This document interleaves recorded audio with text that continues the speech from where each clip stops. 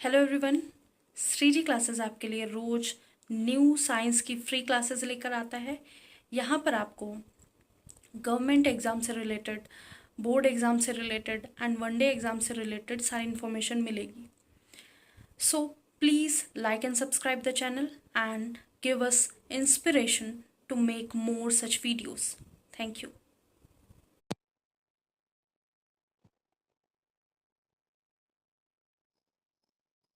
Hello everyone, this is Swati Singh. Welcome to Shriji classes. आज हम लोग इलेक्ट्रोकेमिस्ट्री में आगे बढ़ेंगे, कुछ क्वेश्चन करेंगे। उससे पहले हम लोगों ने लास्ट टर्न पे कोलार्ज लॉ पढ़ा था, लेकिन उससे पहले हमें ये पढ़ना है कि वो भी इम्पोर्टेंट है क्योंकि उसके आगे की भी कहानी करनी थी, एक क्वेश्चन करना था, उससे रिलेटेड था ये। For strong electrolyte molar conductance increases slowly with dilution. जब हमने स्ट्रॉन्ग इलेक्ट्रोलाइट की बात करी तो जब हम उसको डाइल्यूट करते हैं, अपने स्ट्रॉन्ग इलेक्ट्रोलाइट को डाइल्यूट करते हैं या जो सॉल्यूशन बनाया हमने उसको हम और उसमें पानी मिक्स करते हैं, तो ये जो मोलर कंडक्टेंस है वो इंक्रीज करेगा। ठीक है, तो जब हमने देखा कि ये जो इक्वेशन हमें मिली, ठीक है, डाइल्यूशन को इस इक्वेशन से हम रिप्रेजेंट करेंगे। और हम लोगों ने लास्ट टाइम पे प्लॉट भी देखा था। प्लॉट क्या था? लेमडा एम और रूट सी से हमने रिप्रेजेंट किया था। क्या किया था? लेमडा एम और रूट सी से रिप्रेजेंट किया था, जिसमें हम लोगों ने एक्सट्रापोलेशन किया था। ठीक है, जिसमें हम लोगों ने ये ऐसे किया था, ये रूट सी ऐसे किया था। तो जब हम स्ट्रॉन्ग इलेक्ट्रोलाइट की बात कर रहे थे तो ये वाला ग्राफ बना था, जिसको हम एक्स्ट्रापोलेट करके जीरो कर देते हैं। तो जीरो कंसंट्रेशन पे क्या था? जीरो कंसंट्रेशन पे हमारा लेमडा एम बढ़ रहा था, और जैसे ही कंसंट्रेशन हम इंक्रीज करते जाते हैं हमारा लेमडा एम घटता चला जाता है। ये हमने देखा था। और जब हम वीक इलेक्ट्रोलाइट की बात करते हैं तो हमने ऐसा कुछ देखा था। ठीक है, तो ये भी ऐसे ऐसे एक्सट्रापोलेट कर सकते हैं, लेकिन नहीं करेंगे, हम केवल स्ट्रॉन्ग इलेक्ट्रोलाइट की बात करें। तो यहाँ पे जो रूट सी है वो और ये कैसे रिलेटेड है, वो इस इक्वेशन से रिलेटेड है। अब हमें कुछ चीजें तो इसमें पता है कि क्या है, कुछ चीजें नहीं पता है। जैसे जब हम स्ट्रॉन्ग इलेक्ट्रोलाइट की बात करते हैं तो वो पूरी तरह से डिसोसिएट हो जाता है। तो यहाँ पे ये क्या है? मोलर कंडक्टेंस है। ठीक है, ये molar conductance eight infinite dilution, ये क्या है? कंसंट्रेशन। ठीक है, और ये क्या है? ए है असिमेट्रिक इफेक्ट। ठीक है, यहाँ पे ए असिमेट्रिक इफेक्ट को लिया है। असिमेट्रिक इफेक्ट क्या होता है? जब हम स्ट्रॉन्ग इलेक्ट्रोलाइट की बात करते हैं तो हम एक और बात करते हैं, स्ट्रॉन्ग इलेक्ट्रोलाइट की बात करते हैं, क्योंकि बीच बीच में टर्म आ गए हैं एकदम से एनसीईआरटी में, पूरी कहानी दी गई नहीं, आधी हटा दी गई है, तो इसलिए। तो स्ट्रॉन्ग इलेक्ट्रोलाइट की बात करते हैं तो एक हमारे पास आती है Debye Huckel Onsager theory. Debye Huckel Onsager theory. ठीक है, इस थ्योरी में हम लोग दो चीज कंसिडर करते हैं, वो दोनों स्ट्रॉन्ग इलेक्ट्रोलाइट की बात करते हैं। Day bye Huckel Onsager theory में हम लोग दो चीजें कंसिडर करते हैं। ठीक है, दो चीजों में हम क्या कंसिडर करते हैं? पहली होती है असिमेट्रिक इफेक्ट, जो ए रिप्रेजेंट करता है असिमेट्रिक सिमेट्रिक इफेक्ट, एक है असिमेट्रिक इफेक्ट। जो दूसरी है वो क्या है? Electrophoretic effect. क्या है? Electrophoretic effect. अब ये जो दो इफेक्ट हैं, बस इनकी कहानी सुननी है, उसके बाद हम क्वेश्चन कराएंगे। तो ये असिमेट्रिक इफेक्ट है, किसकी वजह से होती है? Due to speed of ion decrease.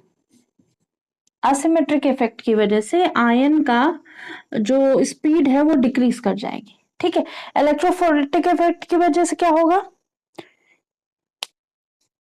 यहाँ पे भी स्पीड ऑफ आयन क्या कर जाएगी, डिक्रीज कर जाएगी। ठीक है, तो असिमेट्रिक इफेक्ट अभी बताते हैं, इसकी वजह से क्या होगा ये बताते हैं। Due to this effect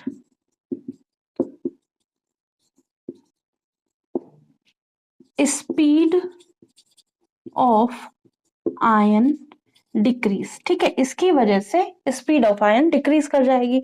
इलेक्ट्रोफिलिटिक effect की वजह से भी स्पीड ऑफ आयन डिक्रीज कर जाएगी। अब ये दोनों इफेक्ट होते क्या है, ठीक है, डे बाय हकल ऑन सेगर थ्योरी में दो हम लोग चीज देखेंगे। पहली असिमेट्रिक इफेक्ट, दूसरी क्या है, इलेक्ट्रोफेरेटिक इफेक्ट। जब हम असिमेट्रिक इफेक्ट की बात करेंगे तो अगर हम देखें, जब अगर हम कोई सिस्टम लेते हैं ऐसे, इधर दिख रहा है, अगर इधर दिख रहा है तो फिर हम यही पूरा समझा देते हैं। ठीक है, दिख रहा है। तो ये इस जगह पे अगर हमारे पास नेगेटिव आयन है तो उसको पॉजिटिव आयन घेरे हुए हैं, और हमारा इलेक्ट्रिक फील्ड मतलब यहाँ पे कोई भी इलेक्ट्रॉन मूव नहीं कर रहा है, यहाँ पे कोई भी इलेक्ट्रिसिटी पास नहीं कर रही। ठीक है, तो एक ऐसा कंडीशन बन सकती है, या फिर इसी के अंदर क्या बन सकती है, ऐसी कंडीशन बन सकती है हमारा पॉजिटिव है उसको निगेटिव घेरे हुए हैं। तो ये तो सभी सॉल्यूशन में होगी जहां पे कोई इलेक्ट्रिक इफेक्ट नहीं है, या कह सकते हैं कोई इलेक्ट्रिक फील्ड नहीं है। ठीक है, और अगर हम इस पूरे सिस्टम को एक बैटरी से कनेक्ट कर देते हैं, क्या करते हैं, यहाँ पे एक सिस्टम बनाया, उसको सिस्टम को हम लोगों ने बैटरी से कनेक्ट कर दिया। अब इस बैटरी से कनेक्ट करेंगे तो क्या होगा, इधर हम पॉजिटिव ले लेंगे, इधर हम नेगेटिव ले लेंगे, कैथोड एनोड ले लेते हैं। ठीक है, तो यहाँ पे जब हम देखेंगे जो जिधर पॉजिटिव है ना उधर साइड हमारे नेगेटिव आयंस मूव कर रहे होंगे। ठीक है, और जिधर नेगेटिव है उधर सारे हमारे पॉजिटिव मूव कर रहे होंगे। इतना तो समझते हैं कि इस तरह का सिनेरियो होगा, और जैसे ही हम क्या करेंगे इसमें करंट पास करेंगे तो पॉजिटिव वाले नेगेटिव की तरफ जाने लगेंगे और नेगेटिव वाले पॉजिटिव की तरफ जाने लगेंगे। ठीक है, और जो इस तरह से स्फीयर बना, आयन का स्फीयर बना, जिसके जो पॉजिटिव है वो अपने आसपास नेगेटिव बहुत सारे लिए हो, जो नेगेटिव है वो अपने आसपास पॉजिटिव बहुत सारे लिए हो, तो एक दूसरे के आसपास बहुत सारे हैं चीजें, मतलब पॉजिटिव नेगेटिव अल्टरनेट कंडीशन में है, और एक तरह का स्फीयर बना रहे, आयन स्फीयर बना रहे। ठीक है, उसमें हमने क्या किया, वो अपने एनवायरनमेंट में जैसे भी थे वैसे बैठे थे। ठीक है, अपना सिस्टम बना के बैठे थे, सर्कल में बैठे थे, स्क्वायर में बैठे थे, किसी तरह बैठे थे। ठीक है, तो जैसे ही हमने इलेक्ट्रिसिटी पास कराई तो इलेक्ट्रिसिटी पास कराते ही जो पॉजिटिव आयन थे वो कहाँ जाने लगे, नेगेटिव इलेक्ट्रोड की तरफ, और नेगेटिव आयन पॉजिटिव इलेक्ट्रोड की तरफ भागने लगे। ऐसा कैसे हुआ, जैसे ही क्या हुआ कि जैसे हम लोग पढ़ते हैं, गवर्नमेंट जॉब के लिए पढ़ रहे हैं, बहुत सारे लोग बस इसलिए पढ़ रहे हैं कि पास हो जाए अपना बोर्ड, और बहुत सारे लोग इसलिए कि आगे भी हमको साइंस लेनी है तो वहां पे हमें हेल्पफुल होगा।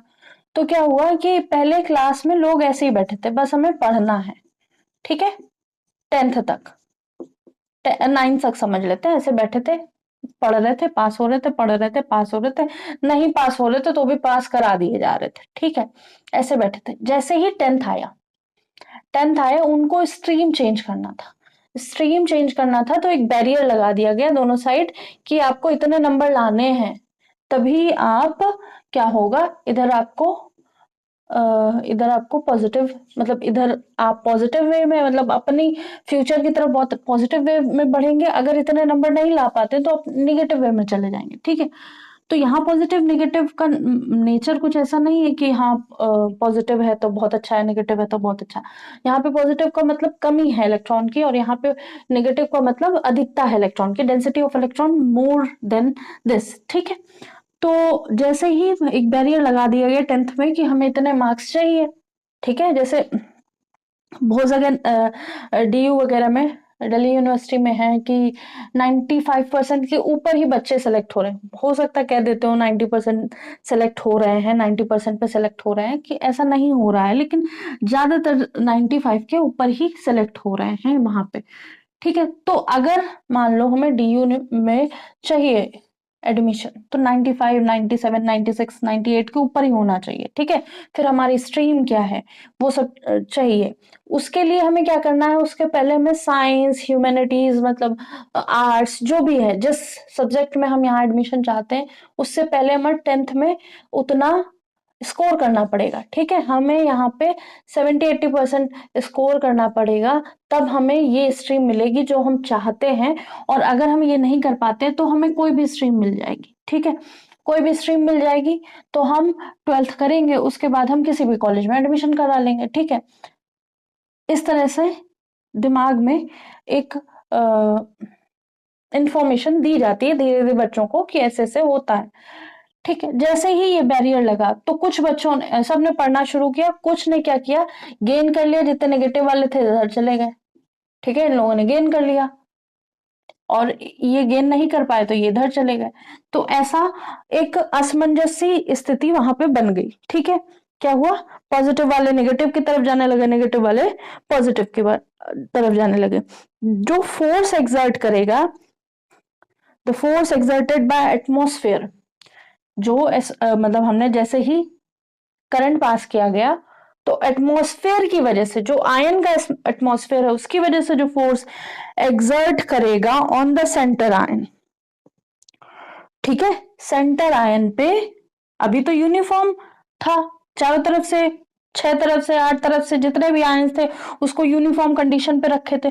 और जैसे ही ये कंडीशन हमने करंट पास कराना शुरू किया, वैसे ही वहां पे जो ये कंडीशन थी वो यूनिफॉर्म नहीं रही। कह सकते हैं वहां पे भगदड़ मच गई एक तरह से, कि कुछ लोग जैसे मंदिर में होता ना, वो लास्ट ईयर कोई हुआ था केस के, कोई बाबा थे, उनकी पैरों की धूल लेने लोग पहुंच गए, पैरों की धूल इंपॉर्टेंट हो गई, तो सब दौड़े, तो गिरते चले गए, बहुत सारे लोग मर गए। ठीक है, वैसे ही यहाँ पे कंडीशन हुआ कि मतलब आयंस ताबड़तोड़ इधर उधर भागने लगे, एक को इधर जाना था, एक को इधर जाना था, सब अपना अपना एनवायरनमेंट छोड़ के भागने की कोशिश करने लगे। No longer uniform condition in all direction. ठीक है, जो सेंटर आयन है उसके पास कोई यूनिफॉर्म कंडीशन अब नहीं रही। ठीक है, वो बैलेंस्ड वे में अब नहीं रहा। The force exerted by atmosphere and on the centre atom is no longer uniform. ठीक है, यूनिफॉर्म अब नहीं रहा क्योंकि हमने करंट पास कर दिया है।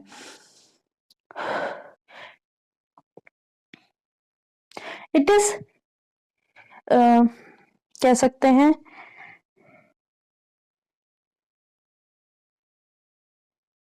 तो जो यहाँ पे हॉचपॉच की कंडीशन बनेगी, तो जो आयंस है आयंस है उनकी स्पीड डिक्रीज कर जाएगी। ठीक है, मतलब जैसे पॉजिटिव इधर जा रहा है, पॉजिटिव इधर जाना चाह रहा है, उसके पीछे क्या है, निगेटिव है, निगेटिव स्फेयर है ना उसका, एटमॉस्फेरिक, उसका जो स्फेयर है, एटमॉस्फेयर है, निगेटिव लोगों का है, तो वो उसे खींच रहे हैं। ठीक है, जैसे कुछ लोग हैं घर से बाहर निकल के कुछ करना चाहते हैं, या फिर कह सकते हैं अपने देश से बाहर, अपने स्टेट के बाहर, अपने कंट्री से बाहर निकल के, या फिर कुछ लोग अर्थ के बाहर निकल के कुछ करना चाहते हैं। ठीक है, तो कुछ नेगेटिव लोग होते हैं पीछे से उनको खींचते रहते हैं, नहीं ये अभी ये कर लो, अभी घर में ये प्रॉब्लम है, वो प्रॉब्लम है। ठीक है, अभी ये है कुछ, घर से बाहर कैसे रहोगे, फिर कहेंगे शहर के बाहर कैसे रहोगे, खाने की प्रॉब्लम, रहने की प्रॉब्लम, पीने की प्रॉब्लम, एटमॉस्फेयर दूसरा है वहां पे। स्टेट से बाहर जाओगे तो कहेंगे स्टेट से बाहर कैसे रहोगे, स्टेट से बाहर रहने लगे तो कहेंगे कंट्री के बाहर कैसे जाओगे। ऐसे बहुत सारी चीजें होती हैं। तो वैसे ही यहाँ पे सिचुएशन होगी कि पॉजिटिव कहीं जाना चाहता है, उसके पीछे नेगेटिव लग गए, या फिर नेगेटिव कहीं जाना चाहता है, उसके पीछे पॉजिटिव लोग बहुत लग गए। तो वो सब क्या कर रहे हैं, उसको खींच रहे हैं पीछे की तरफ।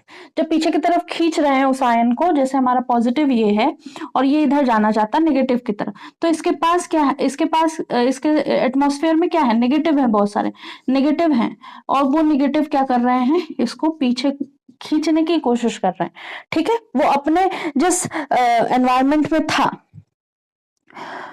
उसी एनवायरनमेंट में रहने की कोशिश कर रहे हैं। ठीक है, तो जो यहाँ पे जो इस तरह का फोर्स था वो अब यूनिफॉर्म नहीं रहा, इधर ज्यादा हो गया इधर कम हो गया। ठीक है, तो ये नेगेटिव इलेक्ट्रोड की तरफ जाना शुरू कर रहा है। ठीक है, it is greater behind the ion than in front of it. तो जो ये आयंस होंगे ये पीछे ज्यादा होंगे रिस्पेक्ट टू इन फ्रंट, इस आयन के फ्रंट में कम होंगे। ठीक है, तो ये वाला फोर्स जो होगा वो ज्यादा होगा, तो जिसकी वजह से स्पीड ऑफ आयन डिक्रीज कर जाएगी। ठीक है, ये था हमारा असिमेट्रिक इफेक्ट, मतलब जो बैलेंस फोर्स था, जो बैलेंस फोर्स था वो इलेक्ट्रिक फील्ड या करंट पास करने से ही या सर्किट में करंट पास करते ही वो बैलेंस फोर्स अनबैलेंस्ड हो गया। जब अनबैलेंस हो गया लोग उसको पीछे की तरफ खींचने लगे, वो जो करना चाहता था उसे करने में कम हेल्प कर रहे हैं या फिर नेगेटिव अप्रोच है उनका, तो वो क्या कर रहे हैं उस आयंस को वहां जाने नहीं दे रहे हैं, लेकिन वो फिर भी जा रहा है, किसी स्पीड से जा रहा है। बस अगर उसे कल जाना था स्टेट के बाहर तो हो सकता है परसों जा पाए। ठीक है, उसे कंट्री के बाहर कल जाना था तो हो सकता है 4 दिन बाद जा पाए। इनकी बातें पहले सुन ले। ठीक है, ये 4 लोग हैं जो हमेशा नेगेटिव सोचते रहते हैं। तो यही है वो 4 लोग जो आपको हमेशा क्या करेंगे, पीछे ढकलने की कोशिश करेंगे। तो यहां पे स्पीड ऑफ आयन बढ़ेगी। ठीक है, लेकिन जो इफेक्ट होगा, जो इफेक्टिव इफेक्ट होगा वो स्पीड घट जाएगी। ठीक है, वो स्पीड घट जाएगी एक तरह से। तो इसको असिमेट्रिक इफेक्ट कहते हैं, मतलब जो करना चाहिए उसकी जगह कुछ और होने लगता है। मतलब पॉजिटिव इधर जाना चाह रहा है तो उसको नेगेटिव 4 लोग खींचने चले आ रहे हैं, नेगेटिव इधर जाना चाह रहा है तो नेगेटिव को खींचने वाले 5 लोग इधर चले आ रहे हैं। नहीं नहीं, इधर हो सकता है वो अच्छा सोच रहे हो सकता है खराब सोच रहे हो, लेकिन एक दूसरे को अपोज करने की कंडीशन बन जाएगी। तो यहाँ पे भी हमें क्या देखने को मिलेगा, स्पीड ऑफ आयन डिक्रीज होती हुई देखने को मिलेगी। इसी को लैंग्वेज फॉर्म में आप चाहें तो लिख सकते हैं। ठीक है, कि जब तक इलेक्ट्रिक फील्ड नहीं था तब तक यूनिफॉर्म कंडीशन में आयन का स्फीयर था। ठीक है, ठीक है, atmosphere of ion is uniformly the force exerted by atmosphere on center ion, the force exerted by atmosphere की वजह से फोर्स एक्सर्ट किया जा रहा था जो सेंटर आयन पे, वो क्या था, is uniform if when no electric field is applied. As soon as electric field is applied, the force exerted by atmosphere decreases. Sorry, force exerted by atmosphere is no longer uniform. ठीक है, अब वो uniform नहीं रहा। ठीक है, इन all direction. ठीक है, it is greater behind the ion, जो ये फोर्स ऑफ अट्रैक्शन है of atmosphere of centre ion, वो अब बिहाइंड द आयन ज्यादा रहेगा। Due to this condition the speed of ion decreases. ठीक है, अब नया हमें मिला एक और इलेक्ट्रोफोरेटिक इफेक्ट। अब इलेक्ट्रोफोरेटिक इफेक्ट क्या है ये भी देख लेते हैं। इसकी वजह से भी क्या हो रहा होगा, स्पीड ऑफ आयन डिक्रीज कर रहा होगा। ठीक है, जैसे हमारे पास आयन है एक, ये पॉजिटिव आयन है। ठीक है, पॉजिटिव आयन क्या है, स्मॉल इन शेप होगा, इसके पास कैटायनिक है, उसके पास चार्ज ज्यादा होगा। ठीक है, तो इसको नेगेटिव बहुत अच्छे से घेरे होंगे, और जैसे नेगेटिव है उसको पॉजिटिव घेरे हुए होंगे। ये पहले भी देखा हम लोगों ने, नेगेटिव है उसको पॉजिटिव घेरे हैं, ये कंडीशन पहले भी देख चुके हैं हम। ठीक है, अब हम अगर ये देखें कि जब हम डाइल्यूशन करेंगे,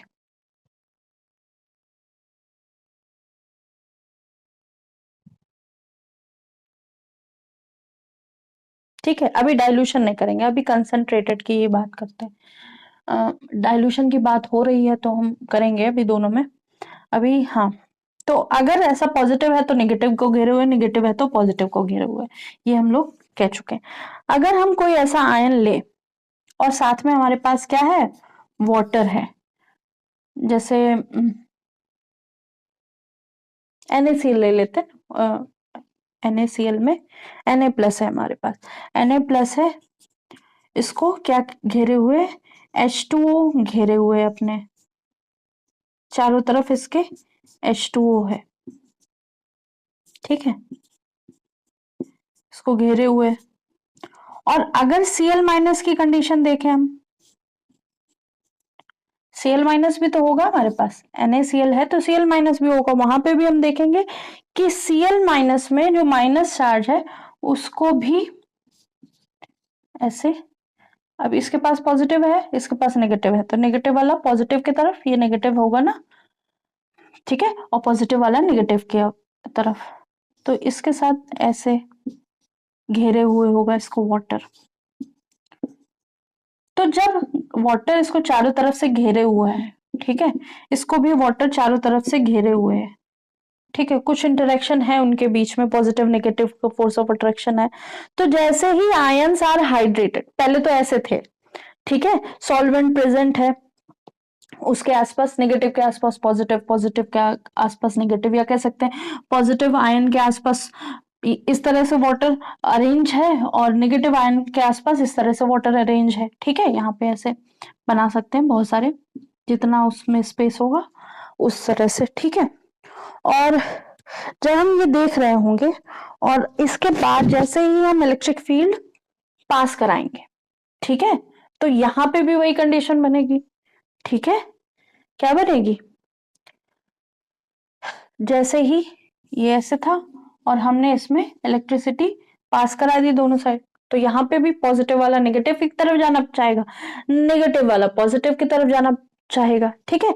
और बट यहाँ पे क्या कंडीशन है, यहाँ पे पॉजिटिव को घेरने के लिए नेगेटिव आयन नहीं है, यहाँ पे पॉजिटिव को घेरने के लिए क्या है, वाटर मॉलिक्यूल्स है, यहाँ पे नेगेटिव को घेरने के लिए क्या है, वाटर मॉलिक्यूल्स है, दोनों को वाटर मॉलिक्यूल्स घेरे हुए हैं। तो जैसे जैसे हम आयंस को हाइड्रेट करते जाएंगे, ठीक है, ठीक है, पहले तो हम लोगों ने इलेक्ट्रिक फील्ड अप्लाई किया, ठीक है, जिसकी वजह से इनका मूवमेंट हुआ, फिर हम आयन मतलब वाटर को भी मिक्स कर रहे हैं, और वाटर मिक्स कर रहे हैं तो इनके पास और वाटर आ रहा है, ठीक है, तो उसकी वजह से मोबिलिटी या फिर कह सकते हैं मूवमेंट ऑफ आयंस बढ़ जाएगा। लेकिन जब कंसंट्रेटेड होगा तो सॉल्यूशन, जब कंसंट्रेटेड होगा तब क्या होगा, इतना मूवमेंट नहीं हो रहा होगा, ठीक है, लेकिन जैसे हमने इसको डाइल्यूट करना, पतला करना शुरू किया और पानी मिलाना शुरू किया तो और तेजी से मूवमेंट ऑफ आयंस होने लगा, ये पूरा आयन का स्फीयर भी घूमने लगा, ठीक है, और जिस जगह उनको जाना था उस जगह जाने लगा। जब हम डाइल्यूशन बढ़ाएंगे तो इनके बीच का इंटरेक्शन टूटता दिखेगा, इनके बीच का इंटरेक्शन टूटता दिखेगा, जब इनके बीच का इंटरेक्शन टूटता दिखेगा तो स्पीड ऑफ आयन बढ़ती हुई दिखेगी, तो लैम्डा एम हमें बढ़ता हुआ दिखेगा, ठीक है। यहाँ पे केवल असिमेट्रिक इफेक्ट लिया गया है तो उसको कंसंट्रेशन में उतना हटा दिया गया है, ठीक है, -A को असिमेट्रिक इफेक्ट और इलेक्ट्रोफोरेटिक इफेक्ट को B से रिप्रेजेंट करते हैं, ठीक है। तो इस इक्वेशन में हमारे पास B आ जाता है और B विस्कोसिटी पे डिपेंड करता है, ठीक है, इसको, इसकी एक और इक्वेशन होती है lambda m is equal to delta naught m minus A के साथ क्या होगा, lambda naught m plus B root C, ठीक है, ये इस तरह से अगर दोनों इफेक्ट हम कंसिडर करते हैं तो, ठीक है, अगर नहीं करते हैं तो क्या होगा, हम पहली वाली इक्वेशन ले लेंगे, तो ऐसा कुछ गिवन है नहीं हमारे 12th के सिलेबस में, तो हम उसको नहीं कंसिडर, दोनों इफेक्ट हमने बता दिए कि इस इफेक्ट में क्या होगा, आयन अपने ही अपोजिट आयन से घिरा हुआ होगा, इसमें क्या होगा, आयन कोई भी हो वो वाटर से घिरा हुआ होगा, जैसे हम डाइल्यूशन बढ़ाएंगे नंबर ऑफ आयंस का मूवमेंट बढ़ेगा, उनका मूवमेंट बढ़ेगा तो हम lambda M speed of ions बढ़ेगा। लेकिन अगर हम बात करें कंसंट्रेटेड होगा तो कैसा होगा, स्पीड ऑफ आयन डिक्रीज करेगा। ठीक है, तो कंसंट्रेटेड होगा तो स्पीड ऑफ आयन डिक्रीज करेगा, और डाइल्यूटेड होगा, पानी मिलाएंगे तो स्पीड ऑफ आयन डिक्रीज होगा। तो बेसिकली दोनों स्पीड ऑफ आयन के बारे में बात कर रहे हैं। ठीक है, तो दोनों ही both tell about speed of ion. ठीक है, तो स्पीड ऑफ आयन की बात करते हैं, ये हम लोगों ने समझ लिया। अब हम बात करते हैं किसकी, देखिए इसमें भी क्या था, जब इलेक्ट्रिसिटी पास करी गई थी तो आयन सपोजिटली मूव होने लगे थे। जैसे ही मूव होने लगे, उसके जो स्फेयर था, जो बैलेंस फोर्स लगा रहा था, वो पीछे खींचने लगा। यहाँ पे भी ऐसे ही हो रहा होगा। उसकी वजह से अगर हम यहाँ पे डाइल्यूशन देखते हैं, डाइल्यूशन की केवल बात करते हैं, डाइल्यूशन बढ़ाते हैं तो हमारा क्या होगा, लेमडा एम बढ़ेगा। लेकिन अगर हम डाइल्यूशन नहीं देख रहे हैं, हम क्या देख रहे हैं कि जैसे हमने इलेक्ट्रिसिटी पास कराई तब क्या हुआ, तब तो होगा स्पीड ऑफ आयन डिक्रीज, क्योंकि उसके पास Na+ जो है वो इधर जाना चाहता है, नेगेटिव के पास। ठीक है, और उसके पास बहुत सारे क्या है, वाटर मॉलिक्यूल्स हैं। वाटर मॉलिक्यूल्स क्या करेंगे, इसको पीछे की तरफ करेंगे या फिर इसको अपनी तरफ घसीट के रखना चाहेंगे, और पॉजिटिव आयन कहाँ जाना चाहेगा, नेगेटिव की तरफ जाना चाहेगा। ऐसे ही Cl- के साथ होगा, Cl- के पास भी क्या होंगे, बहुत सारे वाटर मॉलिक्यूल्स होंगे। ठीक है, और ये कहाँ जाना चाहेगा, पॉजिटिव के पास जाना चाहेगा, और इसके भी वाटर मॉलिक्यूल्स इसको अपने पास रखना चाहेंगे। ठीक है, इस तरह से बनता है। तो यहाँ पे भी स्पीड ऑफ जो स्पीड ऑफ आयन है वो डिक्रीज करेगी। ठीक है, लेकिन अगर हम डाइल्यूशन कर देते हैं तो लेमडा हमारा बढ़ जाता है। ठीक है, ये हम देखेंगे यहाँ पे दोनों में स्पीड ऑफ आयन डिक्रीज कर, जो कि डिक्रीज होती है, तो ये ध्यान रखना। कुलार्ज लॉ लास्ट टाइम पे पढ़ लिया था, क्योंकि वो कंप्लीट डिसोसिएशन की बात कर रहा था। ठीक है, यूनिवैलेंट की बात करता है वो। अब हम बात करेंगे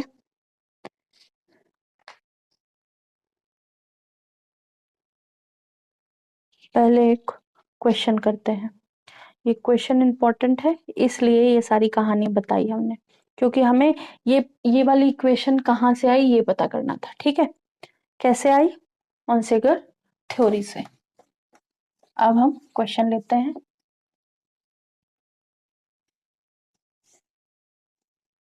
तो जैसे ही केमिस्ट्री काम कर रही है, वैसे ही लाइफ में भी काम हो रहा है। तो बहुत सारी चीजें क्या हैं, ऑब्स्टिकल होती हैं जब आयंस का मूवमेंट हो रहा होता है, या फिर एक आयन कहीं जाना चाहता है तो उसके साथ बहुत सारी बीमारियां पीछे लग जाती हैं, जिसको 4 लोग बोल देते हैं। तो हमारा क्वेश्चन है, द मोलर कंडक्टिविटी ऑफ, हमें एक डाटा दे रखा है मोलर कंडक्टिविटी ऑफ KCl का। ठीक है, एट डिफरेंट कंसंट्रेशन।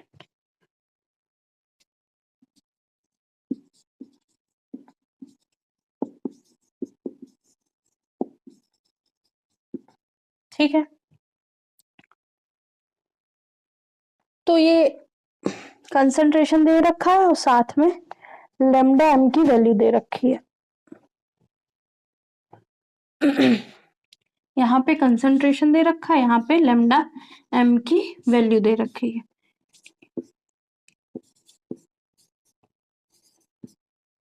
थोड़ा छोटा रहेगा, ध्यान रखना। तो पहली जो वैल्यू है क्या है, 0.000198। ठीक है, 3 0 के बाद। फिर दूसरी वैल्यू क्या है, 0.000309। फिर तीसरी वैल्यू क्या है, मतलब कंसंट्रेशन एक तरह से बढ़ रहा है, 0.000521।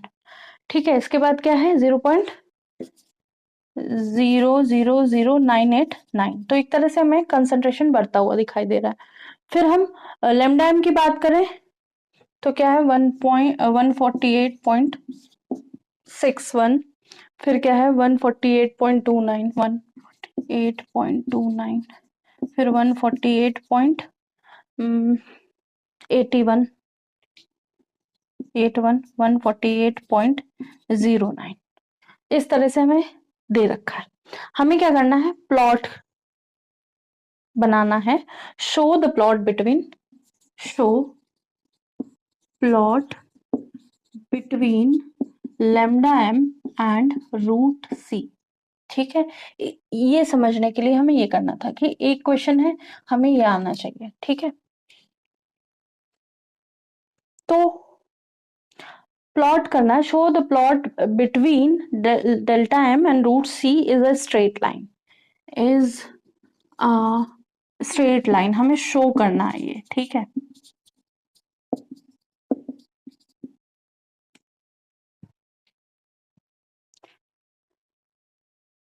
डिटरमाइन वैल्यूज ऑफ, डिटरमाइंड, यहां से determine values of lambda not m and a, हमें दोनों की वैल्यूज चाहिए। ठीक है, दोनों की वैल्यूज चाहिए।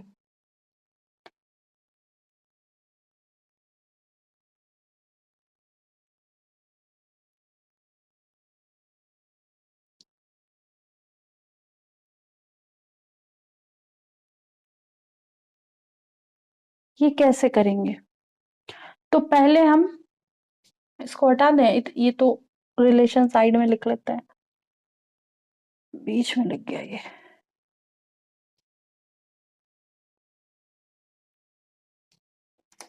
चलिए इक्वेशन फिर से लिख लेंगे।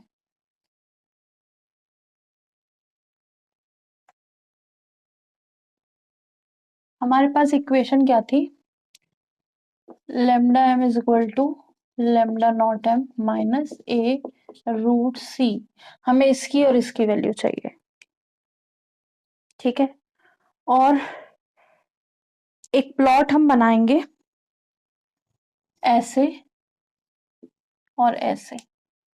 ठीक है, इधर रखेंगे हम क्या, लेमडा एम, इधर रखेंगे रूट सी।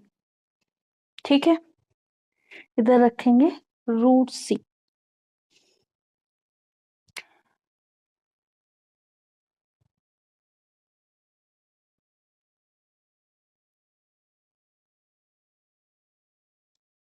हम क्या करेंगे, यहाँ पे 0 0 मान लेंगे। ठीक है, 0 0 मानने के बाद जो कंसंट्रेशन है हमारा ऐसे बढ़ रहा है। ठीक है, तो 1 2 3 4 वैल्यू कंसंट्रेशन की है, तो ये ए बी सी डी रख लेते हैं, वैल्यूज नहीं रखते हैं, ए बी सी डी ये रख लिया, ये वैल्यूज हैं सारी। ठीक है, जब हम किसकी बात करेंगे, जब हम बात करेंगे लेमडा एम की, तो यहाँ पे ऐसे ऐसे ऐसे ये भी 4 वैल्यूज मान लेते हैं। तो हम क्या करेंगे, यहाँ पे 140, सॉरी 148 है ना, 147 मान लेते हैं डायरेक्ट, फिर 148.0 1, इसको तो लेमडा है 148.1, 180, 148.2, 180, 48.22 ले लेते हैं, 2 4 6, 148.8 ऐसे ले ली। ठीक है, तो हमारी जो पहली वैल्यू आई है यहाँ पे एक के सामने क्या है 1 पॉइंट, यहाँ पे आएगा कुछ। ठीक है, और बी क्या है, बी यहाँ पे है, बी के सामने 29, बी के सामने यहाँ पे 29 कुछ यहाँ आएगा। ठीक है, ऐसे ये बनाएंगे, यहाँ पे क्या, ये 81 है, 148.81 है, एक मिनट वैल्यू रख देख लेंगे।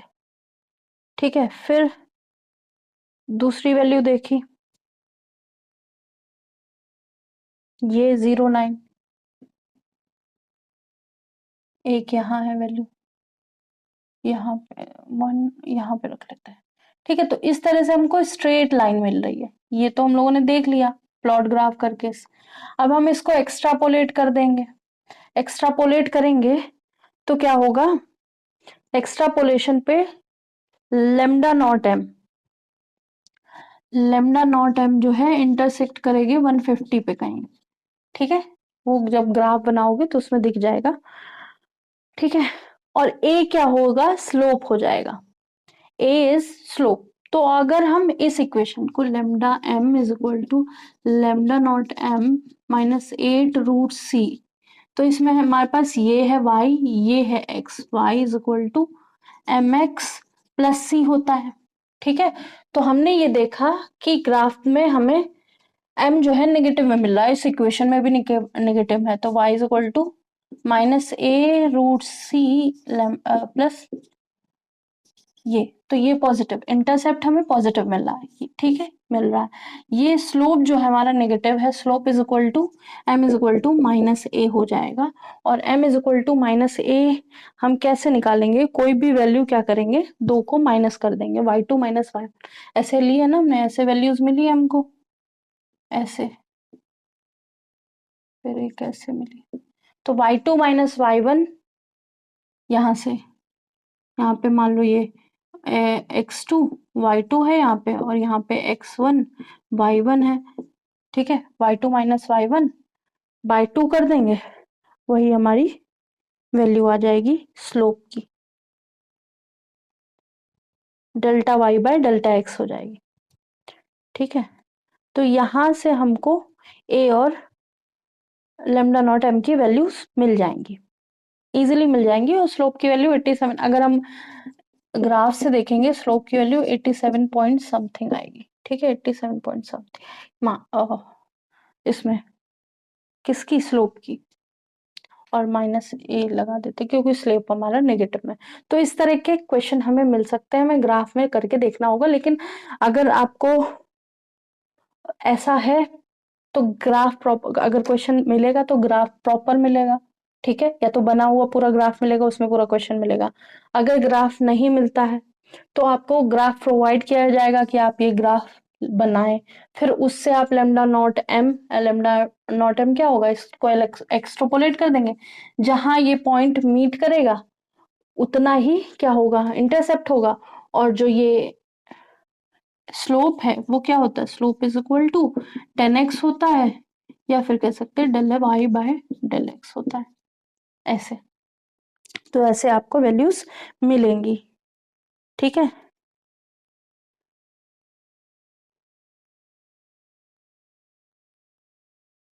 नेक्स्ट क्वेश्चन भी करेंगे दो और, लेकिन उससे पहले हम क्या करेंगे, ओस्ट वॉल डाइल्यूशन लॉ करेंगे। ठीक है, बहुत इंपॉर्टेंट है, समझ में आना चाहिए, क्योंकि यहाँ से हम डिसोसिएशन कांस्टेंट देखेंगे। इसको नोट कर लीजिए, रब करते हैं।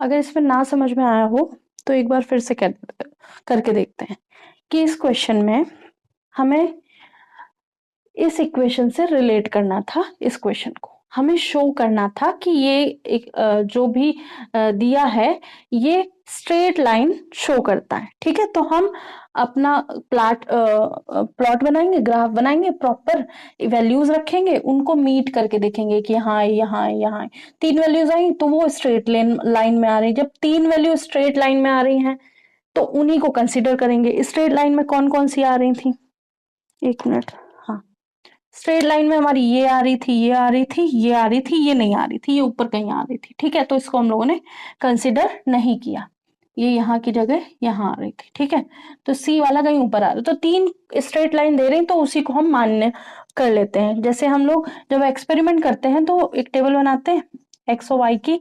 दो 3 वैल्यू निकालते हैं। तो बेसिकली हम 3 वैल्यू निकालते हैं, एक पे एक्स अगर 1 रखेंगे तो वाई क्या आया, वाई अगर 1 रख देंगे तो एक्स क्या आया, तो एक तो यही वैल्यू, एक्स 0 रख देंगे तो क्या आएगा, वाई 0 रख देंगे तो क्या आएगा। तो इस तरह से हम एक ग्राफ बना देते हैं और उस ग्राफ को हम सेट कर लेते हैं। सेट करने के बाद हम देखते हैं वो कहाँ कहाँ मीट कर रहा है।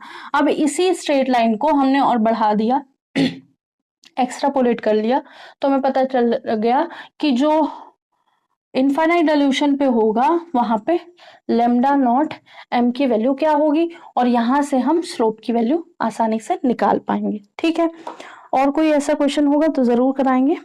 नेक्स्ट हम बात करेंगे ओस्टवाल्ड डाइल्यूशन लॉ। ठीक है, ये सब इंपॉर्टेंट है और सब दे रखे हैं। थोड़ी थोड़ी चीजें अगर एक टॉपिक दे दिया और फिर पढ़ाया नहीं, उसका क्वेश्चन भी आ गया, इसीलिए फिर प्रॉब्लम हो जाती है। ठीक है, आधी चीजें सिलेबस कम करने के चक्कर में आधी चीजें हटा दी, उससे कोई फायदा नहीं। अब सॉलिड स्टेट अगर हटा दिया है सिलेबस से तो बहुत बड़ा नुकसान है।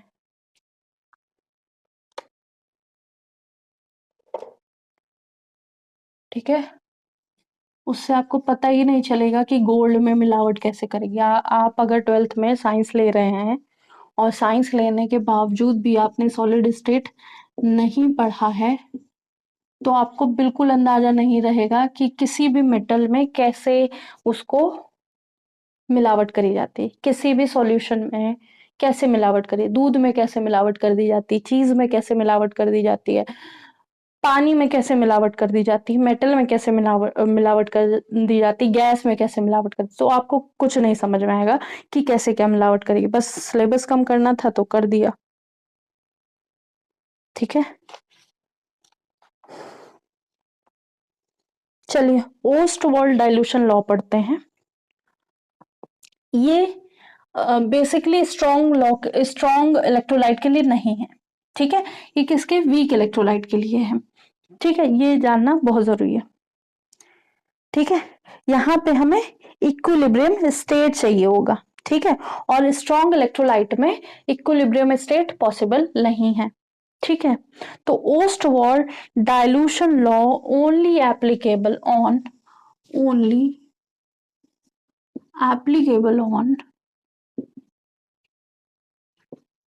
Weak electrolyte. ठीक है, वीक मतलब वीक इलेक्ट्रोलाइट।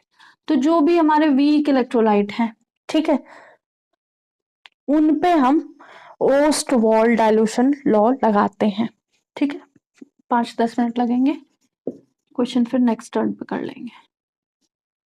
अगर एच ए है, मान लो h a, h b, a b कुछ भी मान सकते हैं। ठीक है, यहाँ पे एच प्लस निकला और ए माइनस निकला। ठीक है, ए एच ए से जैसे ही पानी में घुला एच प्लस और ए माइनस में अलग अलग हो गया है ये सॉल्यूशन में, लेकिन क्या हो गया, अपने आयन के फॉर्म में आ गया, अपने रंग दिखाने लगा। जैसे ही पानी मिला अपने रंग दिखाने लगा, एक तरह से ये कह सकते हैं। ठीक है, तो ये एक वीक इलेक्ट्रोलाइट था।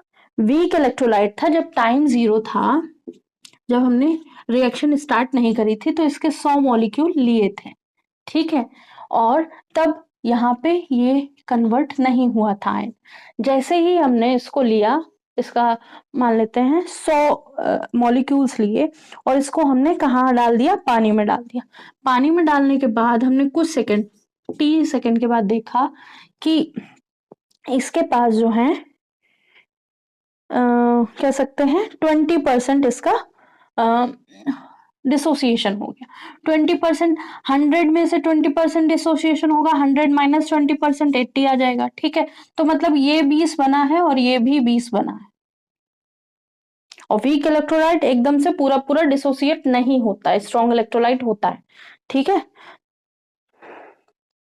ठीक है, तो इस तरह से बोला जाएगा कि यहाँ पे 20% डिसोसिएशन हुआ, 30% डिसोसिएशन हुआ, 40% डिसोसिएशन हुआ, तो मतलब जितने भी मॉलिक्यूल्स थे माइनस 20% कर दें। मतलब अगर 100 इंटू 20% करते हैं तो जो वैल्यू आएगी उसको 100 से माइनस कर देंगे। ठीक है, तो हमारी वैल्यू आ जाएगी। अगर आपको इतना लंबा नहीं करना है तो जितना डिसोसिएशन दिया है, मान लो 20% डिसोसिएशन दिया है तो 100 माइनस 20 कर दो। 100 इसको परसेंटेज में मानो, 100 माइनस 20 तो कितना हो गया, 80 हो गया। अब 100 का 80% निकाल लो, मतलब जितना भी ये वैल्यू दी हो उसका 80% निकाल लो, तो ये 80 वैल्यू आ गई। ठीक है, ये हो गया परसेंटेज निकालने का कि जितना हमें निकालना है, क्योंकि हमें इसकी रिमेनिंग वैल्यू चाहिए तो हमें घटा के ही चाहिए, जितनी है एज इट इज उतनी नहीं चाहिए, और जितना ये घट रहा होगा उतना ये बन रहा होगा। ठीक है, तो ये तो हमने किस पे बात कर ली, नंबर्स में। अगर नंबर्स की जगह हम कंसंट्रेशन लिखें, केवल कंसंट्रेशन लिखें, क्या लिखें, कंसंट्रेशन, मतलब हमारे पास इसका कंसंट्रेशन सी था और इनिशियली ये कुछ बने नहीं थे, मिले नहीं थे, जैसे ही हमने इसको पानी में घोला, ठीक है, पानी में डाला, जैसे नमक डाला, ठीक है, तब क्या हुआ, 20% डिसोसिएशन हुआ, 20% डिसोसिएशन हुआ, या फिर कह सकते हैं C -20% लिख देते हैं, ठीक है, C -20%, या फिर कह सकते हैं इसका अल्फा कंसंट्रेशन बना, इसका अल्फा कंसंट्रेशन बना, और यहां से अल्फा कंसंट्रेशन कम हो गया, ठीक है, यहां से अल्फा कंसंट्रेशन कम हो गया, उतना ही ये बना, उतना ही ये बना, मतलब कहने का कि यहां से 20 कम हुआ और यहाँ 20 बना, तो अब ये नहीं कहते ना इधर तो 40 बन गया, इधर से 20 कम हुआ, 40 कैसे बन गया, राइट, A+B का होल स्क्वायर, अमेजिंग, AB कैसे आ गया, 2AB एक्स्ट्रा मिल गया, ऐसा कुछ नहीं हुआ है, ठीक है, मतलब यहां से जितना था उतना कम हुआ, ये ब्रेक डाउन हुआ है ना, तो ब्रेक डाउन हुआ है तो अपने अपने उसमें आएगा, ठीक है। अब हम क्या लिखेंगे, रेट कांस्टेंट लिखेंगे, ठीक है, या फिर कह सकते हैं डिसोसिएशन कांस्टेंट लिखेंगे, डिसोसिएशन कांस्टेंट को K से रिप्रेजेंट करेंगे, और यहाँ पे क्या आएगा, डिसोसिएशन कंसंट्रेशन, हाँ, constant is equal to concentration of reactant upon concentration of sorry concentration of product upon concentration of reactant, ठीक है, ये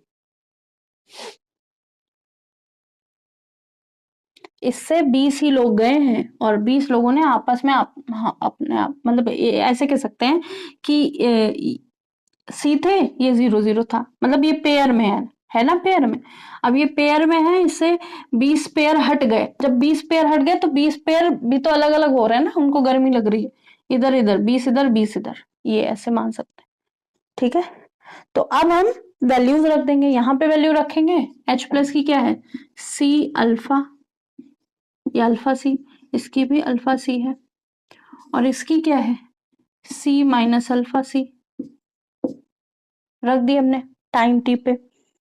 जब हमने वैल्यूज रखी तो हमें क्या मिला, यहाँ मिला C² alpha square, C common ले लेंगे, 1 - अल्फा, तो यहाँ से एक C, यहाँ से एक C कट गया, तो K की वैल्यू क्या आई, C अल्फा स्क्वायर अपॉन, या फिर alpha square C upon 1 - alpha, ये बचा, ठीक है, यही है डिसोसिएशन कांस्टेंट, ठीक है, जब हम वीक इलेक्ट्रोलाइट की बात कर रहे होंगे, जो अल्फा है वही क्या है, डिसोसिएशन कांस्टेंट, तो अल्फा क्या है, अल्फा डिसोसिएशन,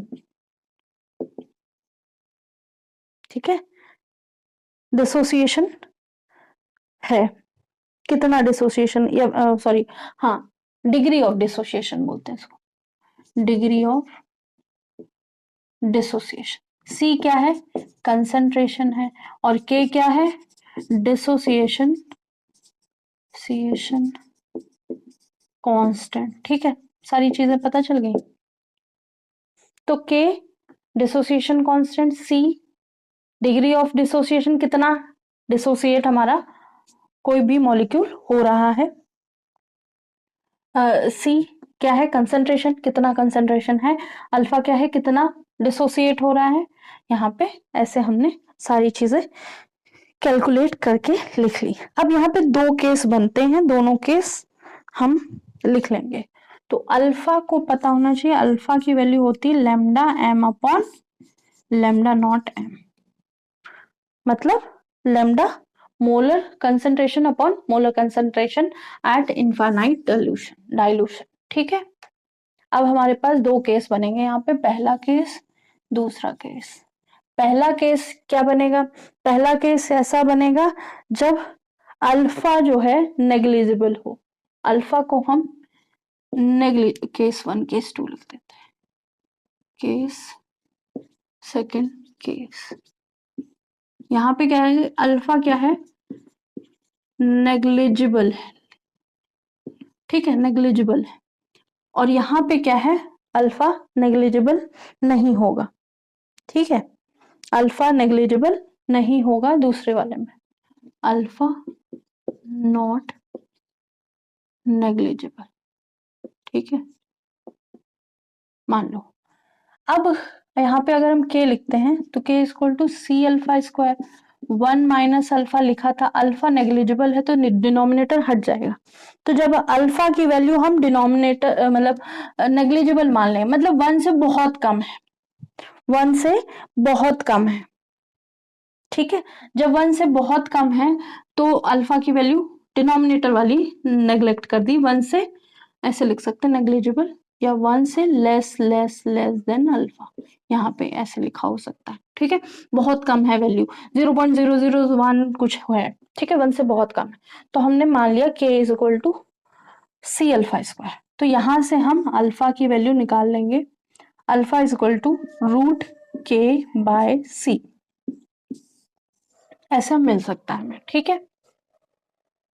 अगर लिखा हो at alpha, alpha is negligible, तो हम इस यहां से वैल्यू निकाल सकते हैं अल्फा की रूट के बाय सी से, ठीक है।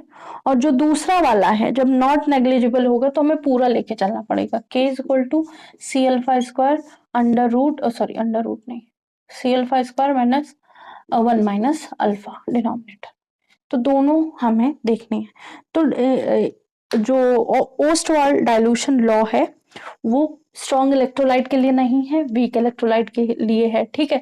तो जब भी ओस्टवाल्ड डाइल्यूशन का नाम आए, ठीक है, या फिर वीक इलेक्ट्रोलाइट का नाम आए, तो ये दोनों को एक दूसरे की सिमिलरिटी देखनी है, यहाँ पे इक्विलिब्रियम स्थापित होगा या इक्विलिब्रियम मेंटेन रहेगा, ठीक है। तो यहाँ पे हमें इक्विलिब्रियम देखने को मिलेगा, यहाँ से हम क्या निकाल सकते हैं, डिग्री ऑफ डिसोसिएशन, कंसंट्रेशन और डिसोसिएशन कांस्टेंट, ठीक है। जो डिग्री ऑफ डिसोसिएशन है वो किसके बराबर है, molar concentration upon sorry molar conductance upon molar conductance eight infinite dilution, ठीक है। दोनों में दो केस बनेंगे, पहला केस क्या होगा, यहाँ पे अल्फा नेग्लिजिबल होगा, मतलब डिसोसिएशन हो ही नहीं रहा, ठीक है, बहुत कम हो रहा है, तो उसकी वैल्यू हम यहाँ से निकाल लेंगे, और यहाँ पे डिसोसिएशन हो रहा है और उसकी वैल्यू हमें गिवन होगी या हमें निकालनी होगी, या फिर कह सकते हैं इन दोनों की वैल्यू दी होगी। अब इन दोनों की वैल्यू दी होगी तो वहां हम रख सकते हैं, ठीक है।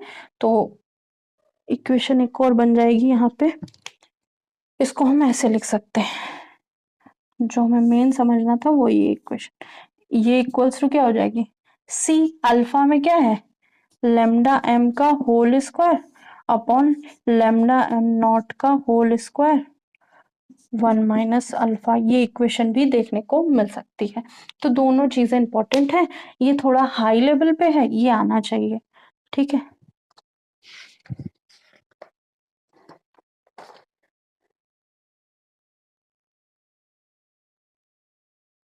तो अगर हम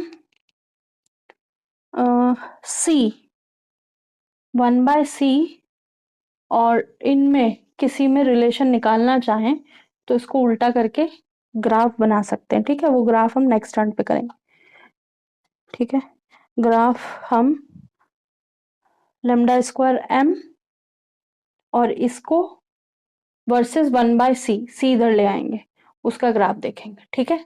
तो ये y एक्सिस पे रखेंगे, ये x एक्सिस पे रख देंगे और स्लोप हमारा k हो जाएगा। तो ये रहा आज का क्लास, होप सो आज की क्लास समझ में आई होगी। आज के लिए इतना ही, लाइक कीजिएगा, सब्सक्राइब कीजिएगा, शेयर कीजिएगा, बताइएगा क्लासेस कैसी लग रही हैं, और जितने भी क्वेश्चन, जितना भी कॉन्सेप्ट 12th का यहाँ पे मिलेगा आपको, किसी भी यूट्यूब चैनल पे नहीं मिलेगा, और मतलब फ्री में तो नहीं मिलेगा, ठीक है। और आज के लिए इतना ही, थैंक यू। और कुछ भी ना पढ़ना हो उसके लिए आप मैसेज कर सकते हैं, कमेंट कीजिएगा, बताइएगा क्लासेस कैसी लग रही। Thank you.